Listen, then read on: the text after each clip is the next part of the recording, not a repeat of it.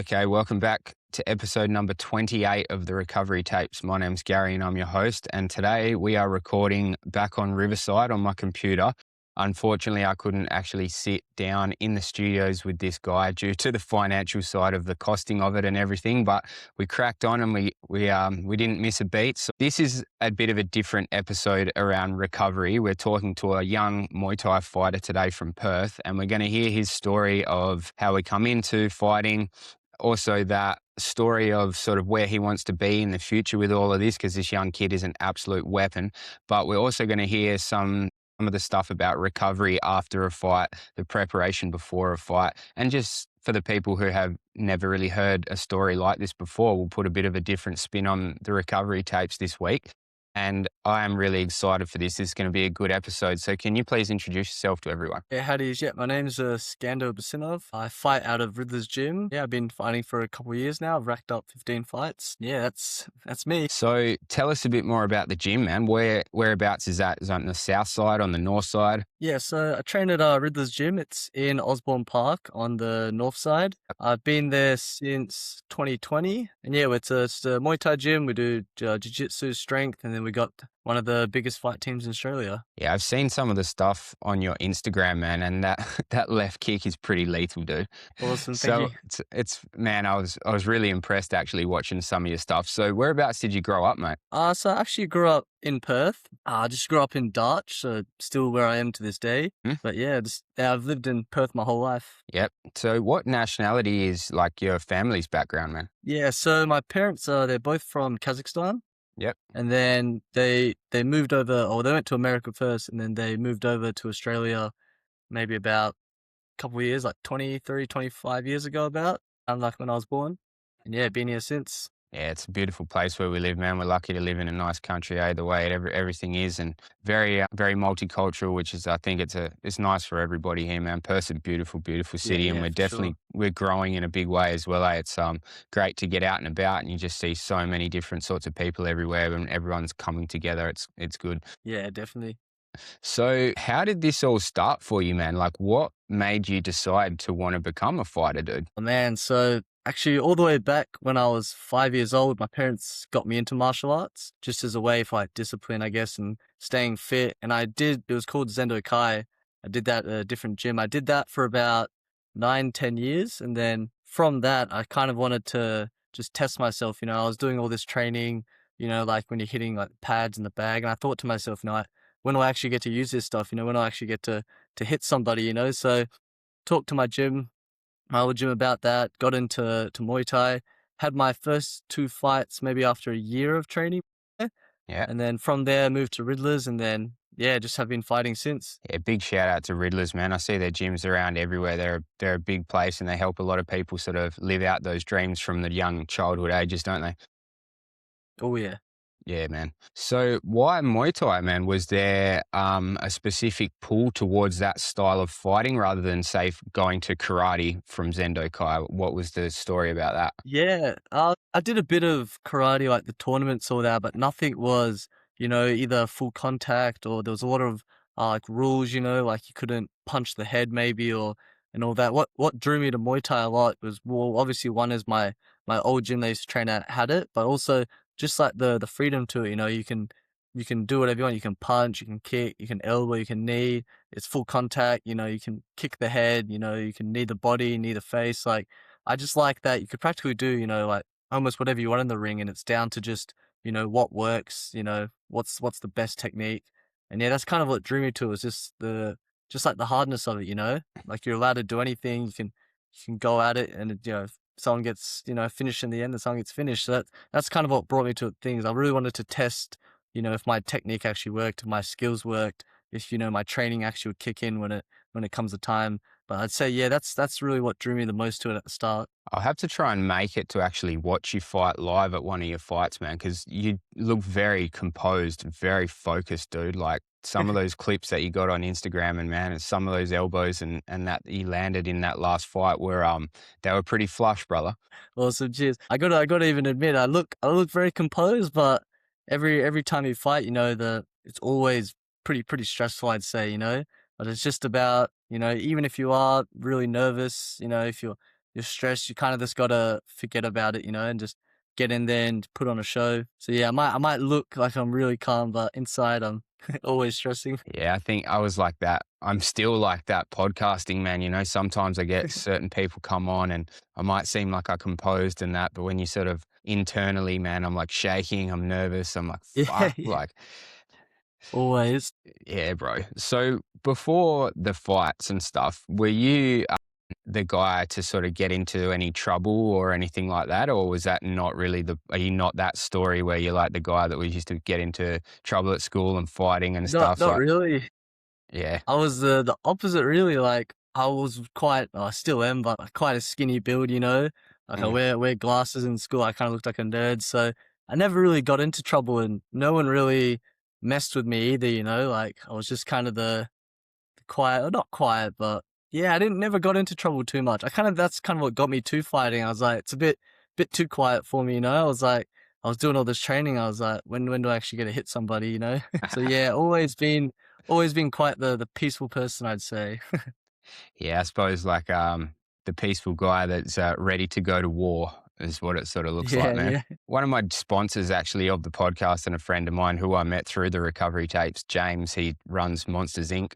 Muay Thai in Oh, Wangara. yeah, yeah. Yeah, man, and I believe they are. I'm not sure what state they're in, but I know they got a couple of young fellas who are doing their first fights, and they're interstate at the moment. So it's pretty cool just Yeah, to. yeah, down in Adelaide, I think, South Australia, around Yeah. there. So I don't know much about that sort of stuff. Do you know much about that or how it works? Could you tell us a bit more about that? Yeah, so how it normally works, especially with these interstate fights, is normally there'll be like a promoter, like a matchmaker for the show. And Mm-hmm. then they usually will go through your coach, which is like also your manager, and then they'll message it, say your coach, they'll give some info. Your coach will come to you, ask you, like, do you want to fight on this show? They'll give you like a weight, like your opponent, all that, like purse, and then yeah. So when you go over, usually it's all paid for, and then on top of that, they actually pay you for the fight itself. So it's just yeah, getting those opportunities, and depending on the show, like depends how much they'll cover, but usually, yeah, everything's covered, and then they'll pay you on top of that. And it's just like any fight, same as in Perth, except you just gotta catch a flight there and then catch a flight back. Just be jet lagged and tired while you're doing all this. Yeah, it's never fun weight cutting, and then you go sit on the plane, and then they Oof. come around, they're like, "Oh, do you want water or tea?" You just gotta sit there and be like, "Nah, no, I'm fine." Once again, the Especially when it's composure. like 5 a.m. Yeah, Yeah, fuck, man. So, another person that I interviewed on the recovery tapes and who's become a bit of a friend of mine, I believe you was interviewed by Bundy after one of the fights. He does some of the yeah, Muay yeah, Thai yeah. media. Talk to him quite a bit. Yeah, man, he's a good guy. I've fucking got a lot of respect for Bundy, Yeah, and yeah, great stuff coming from him as well. Some of the media coverage that he does coming yeah. there is good. For sure. He's doing quite a lot for Muay Thai in Perth and even in Australia. Mm-hmm. Like he always cover shows. Even before the fights, he came to our gym and did not just our gym, but all like most of the fighters. He'd do an interview beforehand. Like do a setup and like an edit for us, and then same thing after the fight. He'll interview us after, and even like during the show, he's always there. He's always posting stuff, always keeping like track of everything. So yeah, what he's doing for the sport's really really good in terms of like coverage, getting the sport out there, especially to new people, I'd say. Yeah, man. Shout out to you, Bundy, if you do ever listen to this, which I'm sure you will, because I'll be telling you to listen. But yeah, no, it's great to see someone from Perth putting in that groundwork and doing the legwork around it as well. Like, Especially someone like so passionate about it. yeah, man, he's a passionate dude, and I think the sport, even though I'm not in it myself, it's definitely great to see from the outside just that consistency as well. Like every single week on that Muay Thai page, WA Muay Thai Media, there's always something new coming. There's always more information. There's always good edits and good reels that people can get around. So, what can you tell us about your first coach? Like, who was sort of the first person that believed in you more than anyone else, man? Man, so that would go a while back. He actually it was at my old gym. I used to train at, it was called Weymouth in Greenwood. Yep. One person that really, made like believed me that I could fight, his name was Thomas Roxburgh or Tom Roxburgh. It wasn't even he's only had 2 fights himself. He was more of the Zendo Kai side, but he really believed in me, like, thought that I could be a fighter. He'd like help with the training, cornered for me for my second fight. And I think that's really the first person that I I looked up to, and made me believe that I could actually like get into this sport and do it. So even though, he might have not had like all the technical knowledge of Muay Thai, the experience, he was, like always there for me, like giving me that motivation, especially like on the night when you're having those doubts, just like Yeah, yeah. having him there, like it really meant a lot to me. So I would say like that's definitely like my first person that I looked up to, like coach, you could say, that got me into Muay Thai and even kept me in it. Fucking shout out to that, man. Even for someone who didn't have much experience in it though, but he could see that bit of a spark in you and gave you that backing on the night when you were nervous and that. I'm sure that he would have been massive for you just in some of the mindset that Yeah, you hold now. for sure, especially actually, a lot of people don't know, but I lost my first 2 fights. Wow. So, yeah, I lost my first one, and then the second one, I'd say I lost even worse. So, Hmm. especially after that, like, you obviously you would have a lot of doubt, especially, you've done all this training for it, you lose, you try again, like, lose again, and, I didn't have too much, like, doubt after. It was a little bit of downtime, but I think you really helped bring me, like, back out of that, not like dwindle on it too much, just keep moving forward, keep going. Powerful stuff, man. Powerful stuff. They say a lot of people that are successful in our societies have failed what they do the first time. So it's really interesting to hear you say that. Eh? Yeah, for sure. And people look at like the records and all that, but I don't think it matters too much, especially at the start. Like someone could have, 3, 4 wins in a row, but if you're not getting like those hard fights in, then it's just gonna like affect you later. Like I may have lost my first 2 fights, but you can imagine like the amount you'd learn from that because you can see all the holes in your game. You know that, you can take the hits and keep going. Because even though I did lose, I did make it to the end of both fights. Especially that second one, I got kneed in the head in the first seconds, and then Mm. I was gassed out within a minute and a half, but at least like from there, I made it all the way to the end, didn't get stopped. Like to this day, I haven't been stopped or dropped or anything like that. So I think it's really a testament to those first 2 fights, just getting it out the way, getting those hits in, and then you realize like, oh man, I can do this. I can, take the damage, take the pain. Fuck Yeah, yeah, it man. definitely helped, I'd say. Fuck yeah. All right. Well, with just with that, what you said, we'll go off the back of that and go into the next sort of segment of the podcast, which called mindset and discipline. So, can you tell us what Muay Thai does for you mentally, like as a person? Man, I'd say the biggest thing that it does for people is, even if you don't want to do something, even if you're tired and your body's down, it does teach you that you can keep going. And then off that thing of discipline, they say it's not motivation that's going to get you through, it's discipline. And that definitely sticks with Muay Thai, especially in fight camp, that, at the end of the week or a few weeks in, you start to really feel down, you're tired as like, you don't really want to go to training, but you just got to kind of switch that mindset.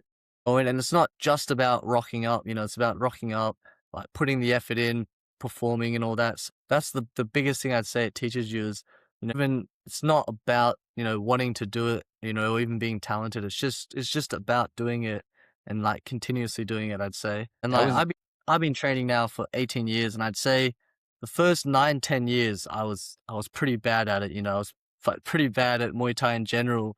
And it's just about keeping going, like you can doubt yourself and all that, but you just got to not stop, keep trying, like eventually you'll get it. And I think that's definitely the biggest thing is you're right, 100% is it's discipline, not motivation. Like you won't always want to fight, you won't always want to train, but it's about just switching that and just to keep going, I'd say. fuck yeah. That was a really good answer, man. I think there will be some people listening to this, even if they're not centered around the Muay Thai side of it. It could be anything in recovery. You could be recovering from a car accident and building yourself back up to get behind the wheel of a car. But just what you said was really, really powerful, man. That was a hell good answer, right?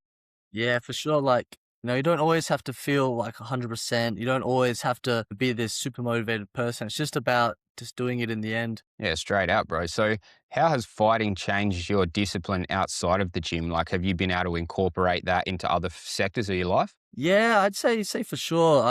I've been fighting for a while now. I've been training for most of my life, but I try to apply those things to the other side. Like currently at like university, I've been there for a while, and it's not the same thing, but I'm trying to, have that same idea of like, you're not always gonna like understand stuff. You're not always gonna be, motivated to study, but it's the same as training. You just gotta to rock up, get the study in, and same thing of like not just rocking up and going through the motions, but like actually understanding things. Like let's say we're training and if you're working a kick, like, actually thinking about what I need to do, what I need to change on it. Same thing with studying. If I don't understand something, you might not get in a day, you might not get in a week, but you just gotta just like keep trying and eventually it'll click for you. I can relate to that sense of it too because my daughter is going to martial arts at Premier Martial Arts Academy up in Clarkson at the moment, and she Oh yeah. just did her first grading, right? So she just went from like a white belt, got her first tip, and then she moved on to a yellow belt now. And I remember her saying to me like in the car when we were driving up there, she's like, "Dad, I'm nervous. I've got to get graded in front of everyone and there's lots of mirrors everywhere and they can see Oh everything yeah. that's going on." And I remember being like, I didn't have the answer for her, man, because I've never done it before, but as a dad and like for her confidence and stuff, I was like, baby, you just got to go out there and give it everything that you've got, do your best. And actually when we finished, the instructor guy come over and give her a rub on the head and was like, you did really, really well there. So she's getting up her little kick and stuff. So that was a proud dad moment for me. That was Yeah, cool. sure. Yeah, those gradings. I've got to my first degree black belt back when I did karate, and those Mm. gradings before fighting were actually, I'd say, really important for getting that mindset. Like I Hmm. said, I wasn't that good at it, and when I started, a lot of people I started with were well ahead of me. Like I kind of felt like I got left behind. I'd failed, getting the tips. I'd failed like the gradings. If people said they said it'll take about 12 weeks to, let's say, of like grading preparation before you grade, Okay. and I was in that grading preparation for a whole year. And, I just realized like it's not really about how fast you learn things and all that. It's just like, say what I said before, it's just doing it no matter how long it takes. If people are getting ahead of you, you just gotta, look at yourself and just keep going. I think this is a great episode for the recovery tapes to talk to you because that's another sort of element of the recovery factor as well, isn't it? It's that mental side of it to sort of, if it says you're going to take 12 weeks and you don't get there, that's really powerful for you to say, like, nah, man, it took me a whole year, but I just continued to Yeah. move through it and continue to recover from the maybe negative thoughts you were having around it or seeing other people achieve it with, in that time. Yeah. This chat's going to be really good, man. I love this. I love this shit, eh? I love talking to people about their Awesome. stories, eh? So, we'll get into some of the other stuff for the fighting and that and about fight camp and that now. So, how do you deal with fear stepping into the ring? Like, can you explain that side of it for us? Yeah. So I'd say the biggest thing is like, you definitely, maybe it's not like fear, but I guess you could say you're scared of stepping in there. Yeah, I'd yeah. say I've definitely felt that with some fights. I had like one fight where I fought a guy who'd knocked out most of his opponents, and I'll tell you what, just before the fight, I was stressing, man. I was so nervous. Fucking Like I oath. was even shaking a bit, and like I just had to tell myself, like doesn't matter how you feel, you just gotta get in there, get it done. Like I wouldn't say I got rid of the fear at all, but I still felt the same when I got in the ring, but it was just about just like going through it, your body's kind of feeling almost numb from the adrenaline, but you just got to keep going, like get in the ring. And then once the fight started, I'd say the fear went away. Once you cop a few hits, I start to land my own stuff and it went away. But I wouldn't really even say it's like getting rid of the fear, but it's just, yeah, like dealing with it, getting used to that feeling and knowing that you'll still perform even with that fear. Another strong, strong answer, man. Fucking oath. That was really good. So, what does fight camp, like a typical week, sort of look like leading into a fight? Can you tell us about that, man? Yeah, so when you're in full preparation, at least at our gym, we train 5 days a week. So we train every day except Thursday and Sunday, even though those days you're doing like a recovery run or something. But a Hmm. normal session will go for about, in fight camp, will be like 2.5, 3 hours. So we'll rock up at 6 o'clock normally or just before. We'll run as a team. It'll be about a 5K run. After that, we'll get into some skipping. We'll get into like some either strength conditioning or ab work. After that, it's into like shadows, still kind of warming up, getting like your technique down, making sure like your body's ready. And then every night, it's a little bit different what we do, but there's always some sort of pad work involved. So we'll do like 4 3s for like 4 3-minute rounds or 5 3-minute rounds on the pads. We'll work some bag work. So same thing of like 2 3 3-minute rounds or a 1 5-minute round. And then we also every day we do like it's called clinching. So it's kind of like standing wrestling where you're locking up, you're throwing knees. But yeah, it's all every day of a fight camp is always hard. Like you'll do just the Monday session and you'll feel so dead. but then you still got Tuesday and Wednesday to train, and it's not going to be any easier. Like every day is a hard session. Even on your days off, like Thursday and Sunday that we get off, you're still doing things to prepare. So that's more the recovery side of it. So we're doing really important is like sauna, which is just a big thing, not just for recovery, but helps with like the weight cut, getting your body used to the cut and the heat, like when you do cut the weight in the sauna. Yeah, what else do we do? A lot of running every day practically, or at least some sort of cardio work, clinching every day, getting like at the end of the session we'll always do finishes like knees on the bag, getting punched in the body, 50 times or something, getting dropped once or twice, just so you can get used to those shots of the body. If you're versing, someone kicks a lot, you cop kicks to the leg and all that to get conditioning. So it's pretty full on. I'd say by the end of the week we've done about maybe if you include, let's say, the days off where you're running and doing recovery, it's about just over 20 hours a week of just, like hard. I'd Getting say 15 bashed. hours of it would be hard training, 5 hours of some recovery and nice light runs. Like, So, why Sunday and Thursday? Is that a specific thing around like 3 days and then you have a break and then another thing, or is that just the gym's way of doing it? I'd say it's outside gym's way, but I'd say it's a bit specific. Like you do your Monday, Tuesday, Wednesday, which is your big sessions. So you've Okay. done those 3 hard days.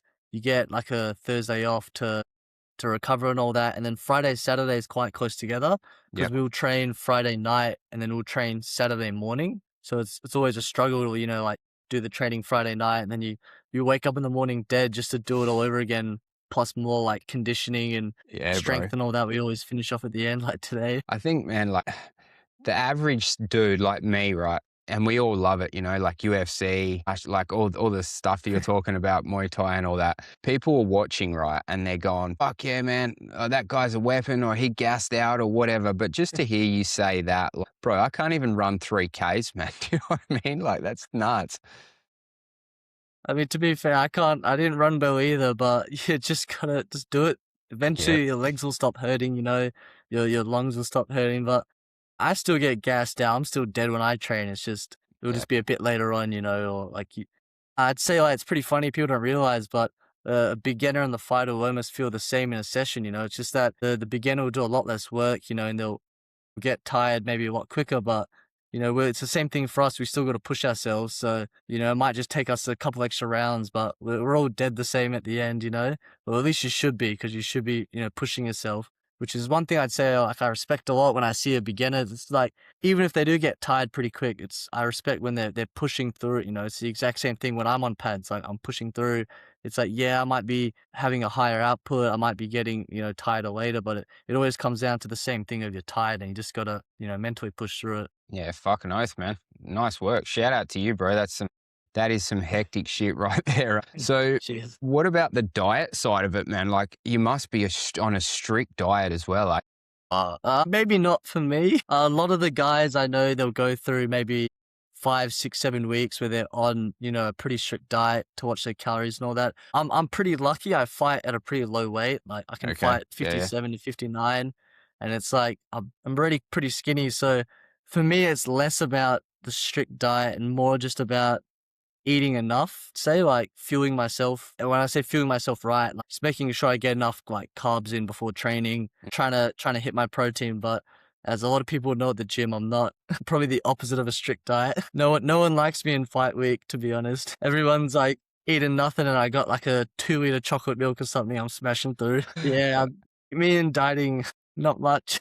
Yeah, well, at least you got that pleasure of being able to still do that, man. I'm sure there'd be some guys out there would be like not even able to have like anything extra. They'd have to stick straight to it to make that weight cut. Yeah, for sure. I'm lucky with the weight cut. I can smash it all out within a few days. Only a few days of dieting is required for me, and then a couple sessions in the sauna, and I'm usually on weight. Yeah, So I'm nice. very very lucky. I see all the guys they're very strict with their diets. Like 6 7 weeks they're really strict on it, like eating really clean, and then I'm like finish training. I'm gonna go get some ice creams or something. But yeah, big respect to the people that do diet very strictly. I'd struggle. That was another funny answer, man. Great answer as well. You're just like, whatever, I'll do whatever I want and still make the weight. So on fight day, man, do you have any specific routines or rituals that you go through for yourself? Yeah, for definitely. So, one thing I always like doing fight day is getting a good sleep, obviously. So, Hmm. you don't want to wake up too late, right? Because you want to still have time to relax and get some food in. But a few things I'll do is it's the biggest thing for me is just getting my mind off the fight. I know some people really like to like lock in and focus on the fight, but for me, it's honestly just getting rid of the fight in my head on fight day. There's no point stressing about it 7, 8 hours before. So I'll just do a lot of things that keep my mind off it. So, for example, just going to get a good feed from somewhere, doing some shopping, buying some stuff for after the fight, even just, I don't play games too much, but sitting on the PlayStation or something and just playing some games to get my mind off it. But yeah, really, really just anything to keep my mind off it. Even like, I'll just go back to bed, for a couple hours, just so I'm doing something, my mind's not on the fight. I don't like, sitting there, just thinking about the fight, what's going to happen and all that, because I find it'll just stress me out too much. Instead, I much prefer just to get myself as calm as possible, like not think about it, just relax as much. And then even once I get to the fight venue, you'll have some nerves and then it will kind of go away again as I always like to walk around the whole venue, kind of see like where I'm going to walk out of, the warm-up room, what the actual ring looks like, what the Yeah, crowd looks okay. like. And honestly, a few times I've actually fallen asleep before the fight. Like at the show, I feel like the adrenaline gets you really tired. So I'm instead of fighting it and stressing, I'll just knock out. Someone will wake me up and then I'll have to go and fight. Lucky, man. Lucky. There'd be some guys that'd be they'd be vomiting and all sorts of stuff. Hey, I can imagine myself. I'd Yeah, be pacing I around, dude. Like, definitely have felt like that. yeah, yeah, yeah, Definitely have felt like that. But yeah, I've been lucky enough where I can kind of just try to switch it off as much as possible. But as everyone knows, it comes a point where you kind of have to think about the fight, like you're yeah, yeah. warming up or Yep, you get your hands wrapped and the gloves get taped on and you're like, all right, there's no escaping this now. And then, yep. that's when you really have to, on the mental side, instead of like not thinking about the fight, it's the opposite. You only think about the fight, like cutting out every other thought, like before, like we talked about, if you're scared and all that, like you can still feel like that. But don't think about it. Just think about, just the fight. What's going to win you the fight and all that. So why do they tape your hands up underneath it, man? Just I've got no idea. Like I always assumed Yeah, it would be. so it's just to protect your hands. Normally it's just gauze and like medical tape and medical gauze. So Hmm. they'll tape your wrist, they'll tape your thumb and everything. Usually on top of that, then they'll put the wrap on, and then depending on the state, there's different rules about what you can do. So for example, in Perth, you're not allowed to put any tape at all over the knuckles. So that's like one different thing. So it's not about making your hand harder or your knuckles harder. It's all about getting that wrist support. And obviously, your hand's made up of a bunch of small bones.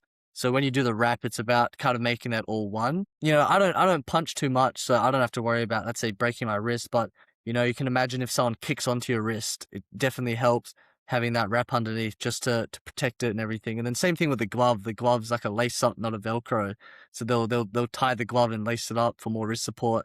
Then on top of all of that, they'll tape on top of that. So I guess it's all about just getting the wrist and the hand strong. Because obviously you can elbow someone in the head, your elbow is going to be fine. But if you bare knuckle punch someone in the forehead, your hand's not going to have a good time at all, I'd say. Yeah, man. Yeah, I can imagine, bro. I'm pretty sure the last guy that you fought as well, he come into contact with your elbow in that. I think it was the early second round, man, and that was his face was pretty bloody by the end of that second round, Yeah, eh? I actually learnt something from that fight. I didn't even ever know. So when Mm. I was elbowing him, a few times I'd actually miss the elbow and I'd whack my forearm right onto his forehead, and man, it hurt so much. I didn't realize foreheads are that body hard. Like you hit with the elbow, it goes right through. You don't feel it, but when you miss and you hit with that forearm or something, I was like, really, really did hurt those arms.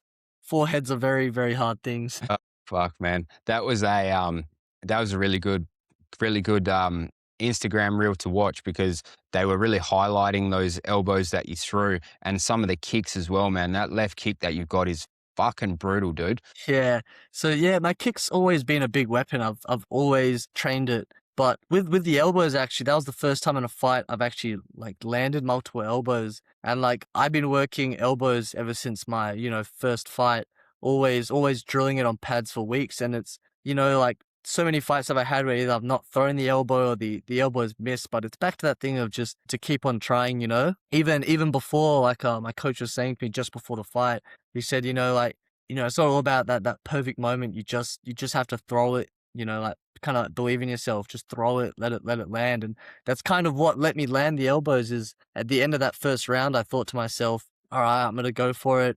I landed that first elbow, and then from there, it just gave me the confidence to keep going. But I've elbowed so many fights, and I've only ever landed them. Only a few fights have I actually like landed the elbow hard enough. So it's just about that repetition to keep trying. And I've been practicing elbows for so many years, and only now is it really starting to work. So back to that thing of just it's always about to try. It doesn't really matter if it doesn't work out. Just keep going, and eventually it'll work. And now with that last fight, like my elbows really got to shine, and now I know for the future that it's a weapon that I got that I can use. Fucking oath, everybody better look out for that. And for everybody that is listening and hasn't seen your page, which I do have not a massive following, but some people that are following and will be listening to the podcast, I will do a collaboration clip with you. And what we'll do is people that will be able to head over to your Instagram page and they'll be able to watch the shorts and the reels for this fight so they can actually see how old Awesome. mate's face ended up after all of that, man. Yeah, I'm very lucky that I don't post much myself. I'm very lucky that there are people that do these things in Muay Thai, and I'm always grateful for the exposure and the effort that people have put in, to show like just practically just get to show off my skills. So Yeah, yeah, man. always grateful for that. It's funny also, like with my last opponent, it was a rematch, and like we're quite good friends, as in we'd chat a lot Yeah. before we fought each other the second time. Like if you ever had a fight coming up, we'd always say good luck to each other. And there's no actually bad feelings when you're That, fighting. that's Like good, there's eh? no hate or anything. It's all about just getting the job done in the end. After we were straight back to good mates. It's just when you're in there, you just got to flick that switch and just get to work. Yeah, man. I mean, we'll give him a shout out too, because I mean, he looked like he pushed through some resilience and stuff for himself. And Oh now my god, yeah.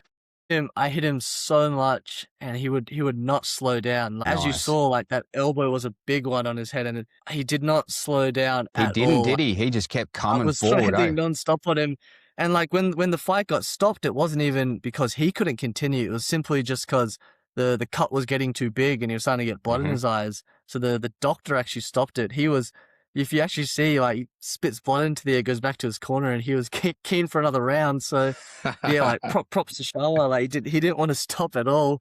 I was hitting him. Even I was checking him quite a bit, and I could feel his foot was hitting my knee on a lot of the checks. And Mm. I'm thinking in my head, sure, his leg must be pretty messed up. And then next second, he's throwing another body five kicks at me, and I'm like, I knew he wasn't going to slow down. It was the same as the first fight when I fought him. I'd hit him so much, and just kept going forward. Like really really tough guy. I think the next dude that fights him needs to look out as well, eh? Because after copping one of them and still being like ready to go, bro, he would have been the He, next dude he that was he fights. yeah.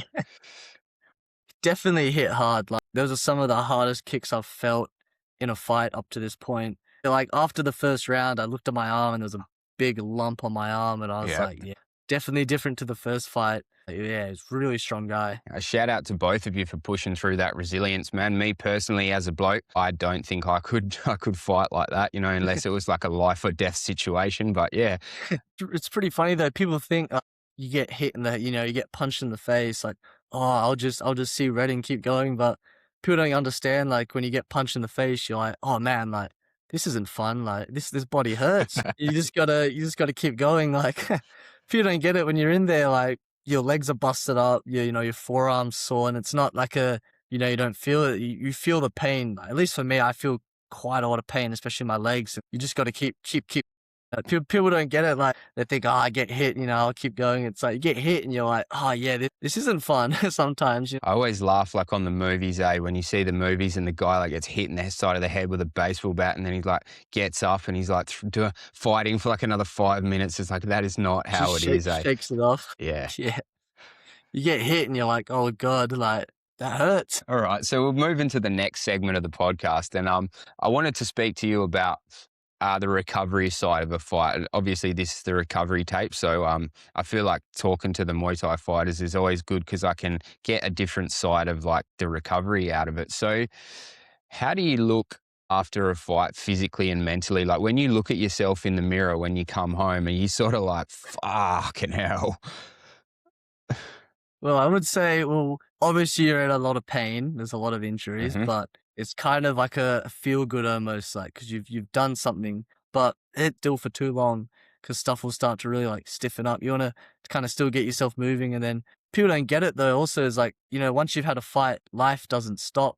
Like fighters are all normal people. We still have jobs. We still have other responsibilities. So it's always you got to kind of have that. You got to have that downtime from fighting, but life still continues on. So it's also that mental side of it. So, taking the win, like, but not going too crazy after the fight and then kind of losing that progress. So let's say I'll have like a good Sunday off and then Monday I'm straight back to it, like at work and at uni. And I think it does help because then you're not just sitting there, like life kind of moves on after a week or so.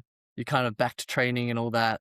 Yeah, like the recovery, the mental side of it, for me, it's not too much. Like I have my downtime, then I'm back to it. But I know a lot of people, they're like, it's important to have that downtime. You don't want to rush back into the next fight camp and then get burnt out. Like you want to have at least a good week off training. And a lot of people, like even you find it hard after your fight. Like you finish, let's say, work on a Monday, and you're like, what do I do with my afternoon now? Normally I have to go straight to the gym. I'm there till 9 p.m. But now, like you got that free time, but you're tempted to go back, but you kind of just got to take that step back, really let yourself calm down, get that recovery. And then after a week, not making sure I've been bad for this sometimes, having too much time off, you got to get back into it. But like kind of also that mental part people forget, like I said, is you still got like a job on for me. Like every time I finish a fight, I'm always getting hammered by exams. So you just got Hmm. to, take that win, know that you've done something quite hard, but not let it get to your head. Like Saturday you're in like the ring, big crowd, all these lights and all that, and then Monday I'm sitting in the library studying. Like so it's important to not let that win get to your head too much and just Yeah. kind of keep going on consistently. Yeah, nice, man. So what's like your favorite thing to do after a fight? Like after you've come home, win or lose, like is there something that you really enjoy doing after all the training and everything that you normally wouldn't do? Oh yes, yeah, you're right. Win or lose, the celebration is always the same after. Hmm. It's just like having a good time, going out with mates, maybe not on the night, because obviously the show finishes late, I Yeah, can't yeah. imagine like dancing at a club with like cooked legs. So, like usually the best thing after like everyone does is everyone usually gets Macca's, or some sort of fast Yeah, food. yeah. Yep. Getting, to be honest, my favorite thing, is just getting a massive feed, going home, and then just sitting in bed and just eating. Yeah, It's probably my nice. favorite thing. Yeah, Nothing too hectic usually. I'd be like that too, bro. It'd be like a big greasy burger or something, eh?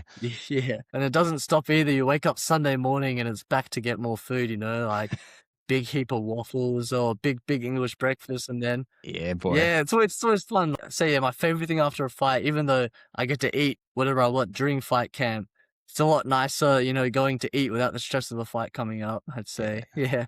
Fuck yeah, man. This has been a great chat. Like we've been chatting for 42 minutes now, and it's crazy how the time just breezes by, man. So Yeah, for sure. what goals do you have for yourself coming into the future, mate? Yeah, so honestly, my goal with Muay Thai is just staying consistent with it, because I'm studying full time at uni. I've still got that on for a while. So the biggest thing for the next few years is just trying to stay consistent with my training, still trying to get those fights in. And then even, let's say, like, once I graduate and I'm working properly full time, I still want to continue with Muay Thai. Actually, my original goals when I started the sport have been passed like well long ago. My two goals when I first started was simply one was to have 5 fights, and then it was to have more wins and losses. Especially when I lost my first two, I was like, it's gonna be quite hard. And then, I'm here now with 15 fights. I've won 10 of my fights. I've lost 5. So like I've surpassed my original Whew, goals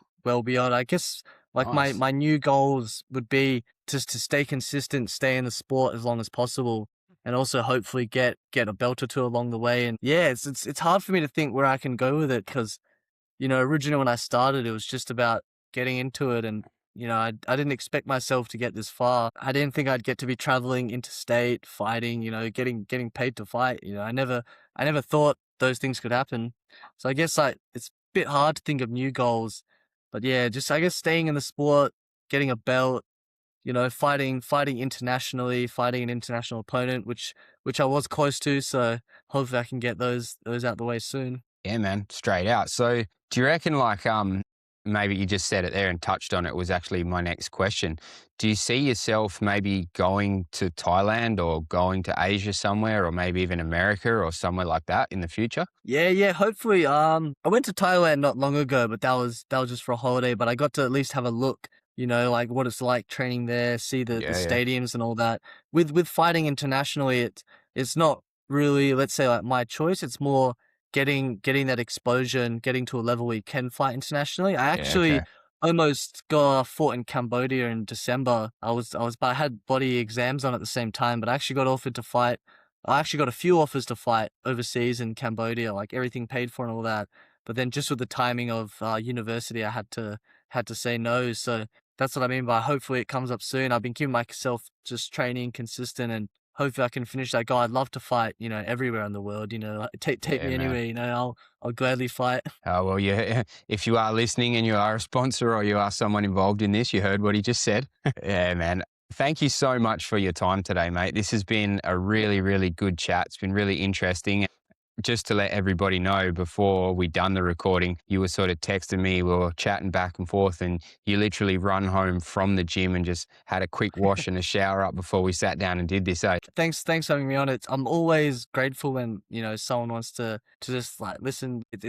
I never thought, growing up or even like when I started that I get to the point where people really like, actually want to listen to like what I've done and all that. Yeah. So it's always awesome. I'm always hella grateful for people, that put the effort and all that. Like it's not easy doing a podcast. There's a lot that what goes behind the scenes with the editing and all that. Even with normal posts, like it's not just the recording, it's having the equipment, spending the time after, like editing and all that. So I'm really grateful that people put so much behind the scenes work into these things. A 30-second, 1 minute clip can be hours of work. Yeah, man, they can be. It's something that caught me off guard really, really big when I first started this. And I suppose that's sort of where you were talking about the drive and consistency and stuff. That's been something for me that has sort of driven me and kept me going is, finding a new guest every week, editing the podcast, because I'm a solo podcast. Normally you see some of these other guys, there's like two of them and then one guy behind the scenes clicking all the buttons. But unless I actually go to the Yeah. studio and pay for it, I'm doing everything myself. And, having a family in that as well, it can be a big drain on me. But I always say it, and I won't stop saying it, but shout out to my missus. This is the second time this week that she's been with the kids while I've been doing this. So just before I let you go, man, do you want to give your gym or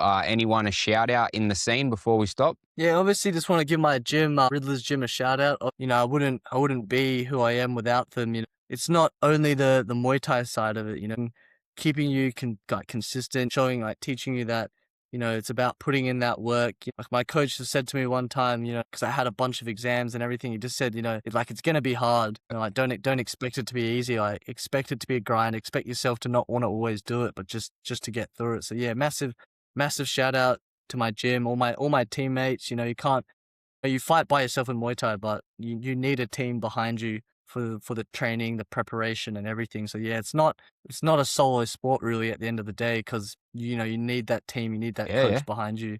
So yeah, massive shout out to them for sure. Yeah, man. I'll just give a shout out to James at Monsters Inc. as well in Wangara.